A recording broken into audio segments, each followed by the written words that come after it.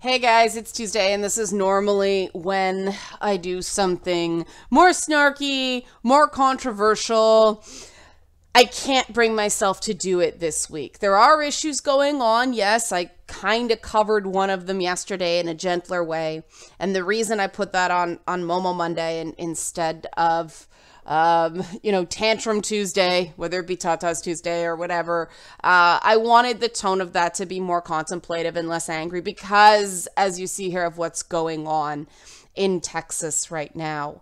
I think it's impossible not to be distracted when something like this happens just because of the sheer toll that this community is undergoing, and the poignant tragedy of the fact that Houston was where many people who survived Hurricane Katrina relocated to because parts of New Orleans took so long to recover that people just permanently relocated. They had nowhere to live, and Houston took them in, and they started new lives in Houston, and here we are again. You know, this is not the fault of people deciding to stay. Houston did not have an evacuation order. Certain local officials were even telling people to stay. Don't worry, just make sure you have food and water and so on. And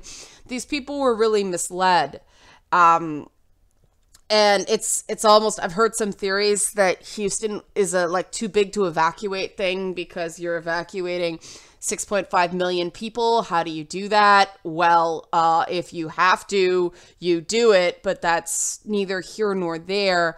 That's something to shake out in the months and years to come. Right now, it's, you got to do more than pray in situations like this. I'm a big believer of God helps those who help themselves. And there are some people I discovered reading up on this, looking for where to donate. Some people are uncomfortable giving to the Red Cross, or they would rather not because of a lack of reassurance that the money is actually going to go to this and not some sort of general pool of money to use where they see fit. And I actually did some research, and while the Red Cross is not the scam that some people think it is, it does only rank 3 out of 4 on a charity grading service, while some local human charities rank a 4 out of 4 instead. So if you want to divert your money somewhere else, I think that's absolutely understandable. For the record, I don't have any issues giving money to the Red Cross. However, I gave a donation, and I'm going to make people aware of this in case you want to as well. I gave a donation to the SPCA of Texas. As you can see, they've already received a transfer of 123 cats from Corpus Christi. PetSmart has given them a fairly large donation of cash and in-kind goods. But when you're dealing with an influx of that many new animals, things get expensive fast. The reasons I'm suggesting this charity are multifold. One is I tried to give some money to the Houston Humane Society, and there was an error on the webpage. It wouldn't accept my payment. So I don't want to steer people to a website where they're not going to be able to take their money. So my payment to the SPCA went through, no problems. It's a little confusing selecting a Canadian province because they're all lumped in together with US states, but the bulk of you guys listening are in America, so you won't have that problem. The reason I give to animal charities is because we were stuck in our house for 6 days with no power during the polar vortex. No, it wasn't the polar vortex. The polar vortex is how we ended up with Momo. The ice storm was when we were without power for 6 days. And both of them are sort of relevant because we ended up with Momo. People have heard this story before, but Momo was just a little kitten. He was just a Mo, not a Momo. He was like less than a year old. And 24 hours before the polar vortex, which is extreme freezing temperatures, the people at our friend's church, the friends where Momo was living into their house, stopped calling them. So we were like, oh, we went up and get this cat. And of course, Momo's now a rock star. So all things worked out. But the other thing during the ice storm, where temperatures dropped very fast during a large rainstorm, and so everything froze. The sound, I still remember, because it sounded like the entire world was cracking like glass, falling ice everywhere. But we had no power for 6 days, and we considered going to a shelter, but for the first 48 hours, they weren't accepting people with pets. And then they were accepting pets. However, they would have to stay in the carrier the whole time. There was no there was no accommodations for litter boxes. There was no accommodations for dogs. And the cats, I mean, Momo wouldn't give a damn if he has to stay in a carrier. Momo likes to move as little as possible. You guys have seen the videos. But we have a dog too. And that was, first my mother didn't want all our cats. This is before we had 9. We only had about 5 at the time, I believe. But we couldn't get Lagarto into a carrier. And so my husband kept coming back to check on him.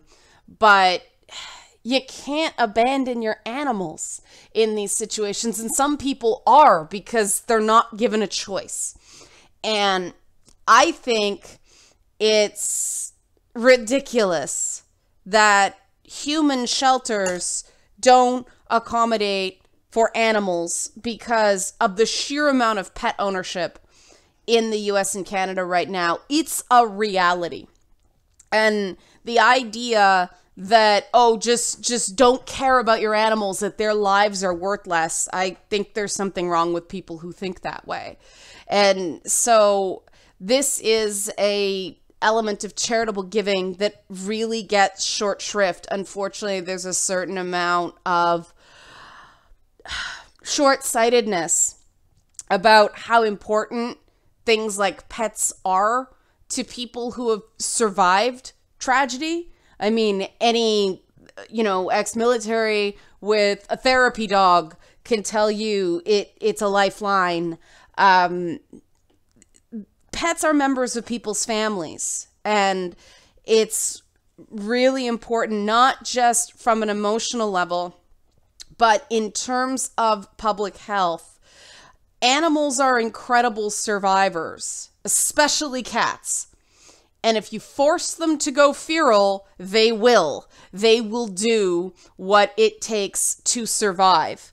And if you're not careful, you can end up with some health epidemics in the aftermath of, people being short-sighted about animal rescues and leaving animals to their own devices. Dogs can go wild. You can have rabies outbreaks because of this stuff. So it's really, really important to look after the animals as well as the people in situations like this for various reasons that affect people eventually. So if you don't want to give to the Red Cross, if you do, awesome, that's easy. There's donations everywhere.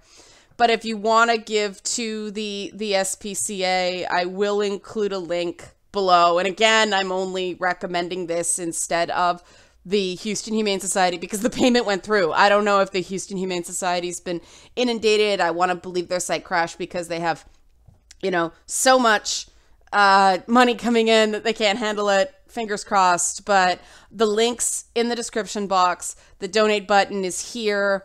And, I can tell you that these sorts of services for people who need them, matter so much because, I can only imagine being a kid. You can understand losing a toy or losing a pair of shoes or something like that. You know, you understand those, they're not real. Even if you love your toy, they're not real. They're not alive. I can't imagine losing the family cat as a kid to a disaster. I think that would have absolutely destroyed me as a kid. And so this is something you can do that you may think, oh, it's a waste of money, big deal. But in the real critical time for these families is in a few years from now, when people stop paying so much attention. And it takes years for these communities to rebuild. But it's after the initial recovery happens and you get back to whatever the new normal is, that certain things really start hitting home and becoming more difficult. And if you can save the family dog or the family cat or the family ferret or whatever, it just makes that a little bit easier for the family to recover. So that's my suggestion. Again, if you want to give to the Red Cross, it's perfectly cool. This is just for an alternative.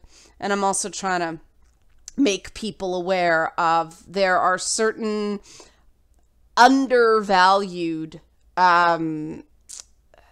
elements to this, right? Federal money comes in for people's houses and food and clothes and things like that.